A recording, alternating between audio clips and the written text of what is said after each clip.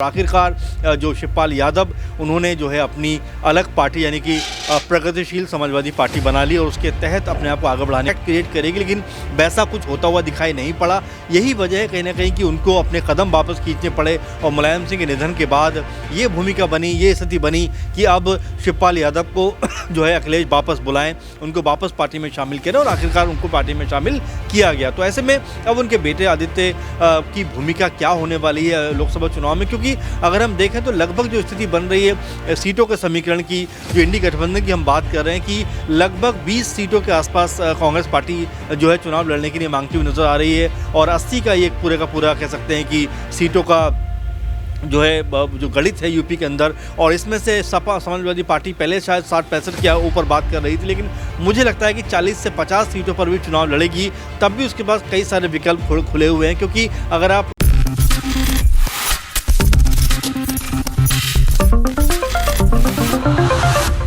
लोकसभा चुनाव जैसे जैसे नजदीक आ रही हैं, वैसे वैसे ही देशभर में सियासी माहौल गर्म होता जा रहा है। महज 3 से 4 महीनों का वक्त बाकी रह गया है इन आम चुनाव में, और ऐसे में देखा जाए सभी राजनीतिक दल अपने अपने क्षेत्रों में इस तरह से एक्टिव हो चुके हैं कि वह केंद्र की मोदी सरकार को साफ तौर पर चुनौती दे रहे हैं। इसी लिस्ट में नाम शामिल है यादव कुनबे का। यूपी की सियासत से लेकर पूरे ही देश की सियासत में यादव कुनबा छाया रहता है। समाजवादी पार्टी से जो राष्ट्रीय अध्यक्ष हैं अखिलेश यादव, वह अपने नेताजी यानी कि पिताजी की याद में अब इस पार्टी को नेशनल लेवल तक पहुंचाना चाहते हैं और ऐसे में एड़ी चोटी का वह बल लगा रहे हैं कि कैसे भी करके जीत हासिल करनी है ज़्यादा से ज़्यादा लोकसभा सीटों पर। और अब वह परिवार के तमाम अहम सदस्यों को आगे करते हुए देखे जा रहे हैं।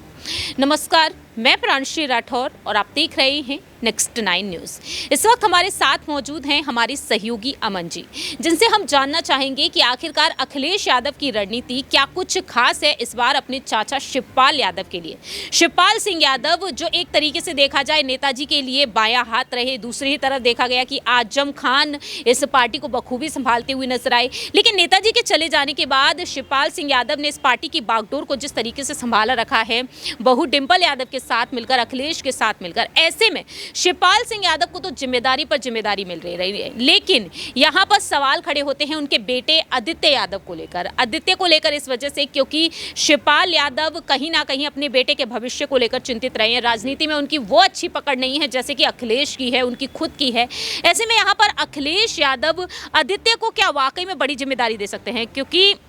सूत्रों के मुताबिक जो सामने आया है कि शिवपाल सिंह यादव इस बार आजमगढ़ से चुनाव लड़ सकते हैं, उन्हें उतारा जा सकता है या फिर उनके बेटे को यहां से आगे किया जा सकता है। देखिए बिल्कुल प्रांशी जी, अगर समाजवादी पार्टी की आप बात करें तो वाकई पूरी की पूरी बागडोर तो अखिलेश यादव के हाथों में है। और जब मुलायम सिंह यादव का निधन हुआ उससे पहले तक देखा जा रहा था कि अखिलेश और शिवपाल यादव के बीच में जो दूरियाँ थी बहुत ज़्यादा नज़र आती थी और ये लगातार माना जा रहा था कि दोनों के बीच में कभी भी तालमेल नहीं बैठेगा। और चूँकि ये मामला 2011-12 का है जब अखिलेश को सीएम बनाया गया, उसमें सबसे अधिक कोई नाराज़ था तो वो शिवपाल यादव ही थे। तो ऐसे में जो चाचा भतीजे के बीच में जो कह सकते हैं मनमुटाव था वो लगातार बढ़ता चला गया और आखिरकार जो शिवपाल यादव उन्होंने जो है अपनी अलग पार्टी यानी कि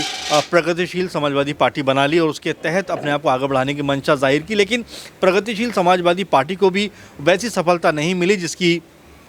जो है हम कह सकते हैं कि जो लगातार मीडिया में खबरें चली और जो लगातार शिवपाल यादव ने भी बोला कि हमारी पार्टी बहुत बड़ा इम्पैक्ट क्रिएट करेगी, लेकिन वैसा कुछ होता हुआ दिखाई नहीं पड़ा। यही वजह है कहीं ना कहीं कि उनको अपने कदम वापस खींचने पड़े और मुलायम सिंह के निधन के बाद ये भूमिका बनी, ये स्थिति बनी कि अब शिवपाल यादव को जो है अखिलेश वापस बुलाएं, उनको वापस पार्टी में शामिल करें और आखिरकार उनको पार्टी में शामिल किया गया। तो ऐसे में अब उनके बेटे आदित्य की भूमिका क्या होने वाली है लोकसभा चुनाव में, क्योंकि अगर हम देखें तो लगभग जो स्थिति बन रही है सीटों के समीकरण की, जो इंडी गठबंधन की हम बात कर रहे हैं कि लगभग 20 सीटों के आसपास कांग्रेस पार्टी जो है चुनाव लड़ने के लिए मांगती हुई नजर आ रही है और 80 का ये पूरे का पूरा कह सकते हैं कि सीटों का जो है जो गणित है यूपी के अंदर। और इसमें से सपा समाजवादी पार्टी पहले शायद 60-65 के ऊपर बात कर रही थी, लेकिन मुझे लगता है कि 40 से 50 सीटों पर भी चुनाव लड़ेगी। तब भी उसके पास कई सारे विकल्प खुले हुए हैं, क्योंकि अगर आप सपा कुनबे की बात करें तो एक बड़ा कुनबा उनका नज़र आता है, क्योंकि मुलायम परिवार की हम बात करें, चाहे अखिलेश की बात करें, डिंपल यादव की बात करें, शिवपाल की बात करें, रामगोपाल यादव की बात करें, आदित्य यादव की बात करें, अक्षय यादव की बात करें, तेज प्रताप यादव की बात करें, धर्मेंद्र यादव की बात करें, लंबी लिस्ट है जो कहीं ना कहीं आपको ये बताती है कि मुलायम कुनबा किस तरह से पॉलिटिकल तौर पर एक्टिव रहा है। तो ऐसे में क्या जो जिम्मेदारी है, क्या जो लोकसभा चुनाव लड़ने की आप बात कर रहे हैं, वो मुझे भी लगता है, क्योंकि कई सारी जो कह सकते हैं सीटें हैं जो खासकर आप देखें मैनपुरी के अलावा अगर आप देखें एटा, इटावा और जो फिरोजाबाद है और फर्रुखाबाद है, इसके अलावा जो कई सारी सीटें ऐसी सुरक्षित हैं जिनके ऊपर लगातार समाजवादी पार्टी का जो वर्चस्व हमेशा से दिखाई देता रहा है। इसमें आजमगढ़ की सीट भी आप अगर जोड़ लें तो यहाँ पर चूँकि निरहुआ ने पहले लाख हाथ पाँव मारे थे, जो भोजपुरी इंडस्ट्री के स्टार भी हैं दिनेश लाल यादव निरहुआ, लेकिन अखिलेश यादव से वो जीत नहीं पाए थे। मगर उसके बाद जब चुनाव होता है तो उसमें उनको जो है जीत मिलती है और यहाँ से धर्मेंद्र यादव चुनाव हार जाते हैं। तो ऐसे में क्या आजमगढ़ से शिवपाल यादव चुनाव लड़ने जाएंगे और क्या उस सीट से आदित्य यादव चुनाव लड़ेंगे, अपने आप में कशमकश है। क्योंकि देखा जाए तो जो यादव वोट बैंक है उसकी जो कह सकते हैं बहुतायत वहाँ पर है, इसको मद्देनजर रखते हुए हो सकता है बीजेपी निरहुआ को फिर से वहाँ पर ट्राई करे। अब उनके मुकाबले अगर जो कह सकते हैं अनुभवहीन कोई व्यक्ति जाएगा, कोई या प्रत्याशी जाएगा, तो उनको जो है हार का मुंह देखना पड़ सकता है, जैसा हमने धर्मेंद्र यादव के चुनाव में देखा। तो ऐसे में हो सकता है शिवपाल यादव यहाँ से चुनाव लड़ते हुए नजर आ जाएं। तो कुल मिलाकर अब उनके बेटे की स्थिति क्या रहने वाली है, इसको लेकर अभी फिलहाल कोई चर्चा तो नहीं है, लेकिन मुझे लग रहा है कहीं ना कहीं से या तो फिरोजाबाद से, कन्नौज से, उन्नाव से, कहीं से भी उनको जो है लड़ाया जा सकता है और उनको जो है राजनीतिक तौर पे आगे बढ़ाया जा सकता है।